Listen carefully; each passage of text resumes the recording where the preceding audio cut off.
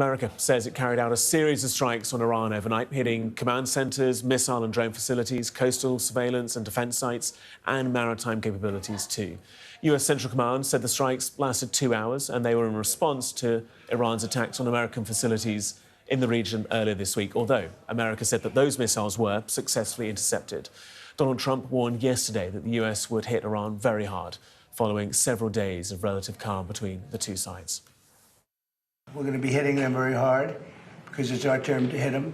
They know it's coming. They're asking us not to do it, but, they tried shooting it last night. So we had 5 rockets shot going 8,500 miles an hour, and all 5 rockets were knocked down to the ground. But they nevertheless took a shot, so it's our turn. And we'll see if we get there with an agreement at some point, but we're going to hit them very hard.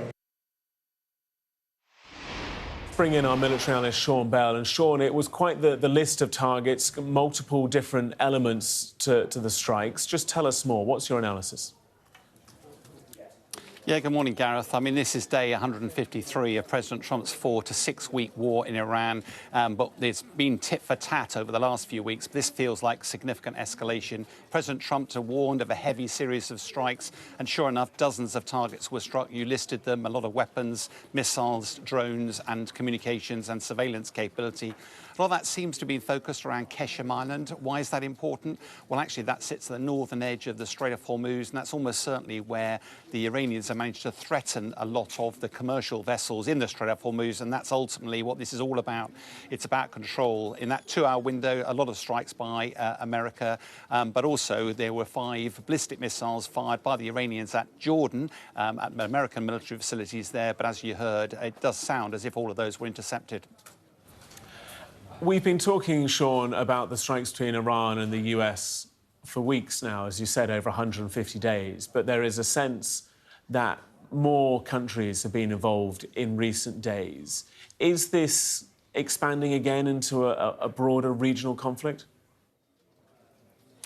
The short answer is yes. I mean, yesterday the Americans were striking Iran proxy groups in Iraq. Today there are the funerals of what Iraq claims were 20 people that were killed in those strikes. And of course, there were lots of chants there that talked about death to America. If you look on your map down at the Bab al-Mandab Straits, at the bottom, it's the Houthis there that are threatening not only international shipping going down through the Red Sea, but also oil exports from Saudi Arabia. As a result of that, the Saudi Arabian authorities are trying to get a coalition of the willing to try to get people to actually open the Strait of Hormuz again. You'll remember a couple of years ago, it was America and the UK that forcefully opened the Strait of Hormuz, took the war to the Houthis. It looks unlikely the UK would get involved in that again. They don't want to get involved whilst there's a war raging in Iran.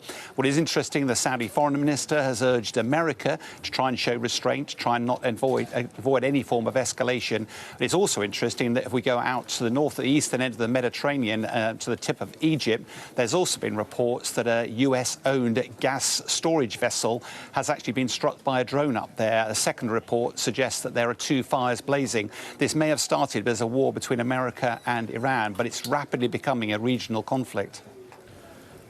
And it might go beyond a regional conflict, in so much as it might be involving other countries. I want to talk about China. Potential involvement in this? Is there the possibility that they might be helping, supporting Iran?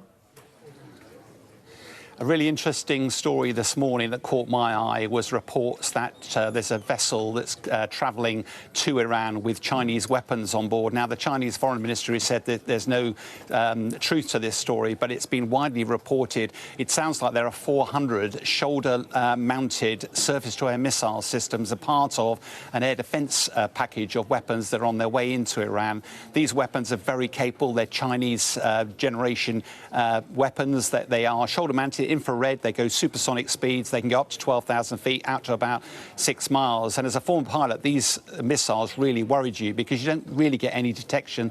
They're on the way, they're passive. Now, it's worth remembering that Iran doesn't really have any answer to American military might. But what it is trying to do, if it could shoot down one of the US air power aircraft that's causing all these strikes overnight using a surface-to-air missile systems and capture the crew, then that will be a massive PR opportunity for Iran. I think what's what's really clear is whether they're getting weapons from China or Russia. Remember, they have a military trade agreement with Russia.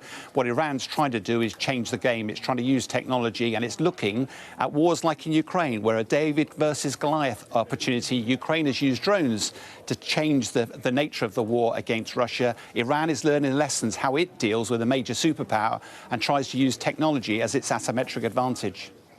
Sean Bell joining us live from our newsroom. Good to have you with us. Thank you so much.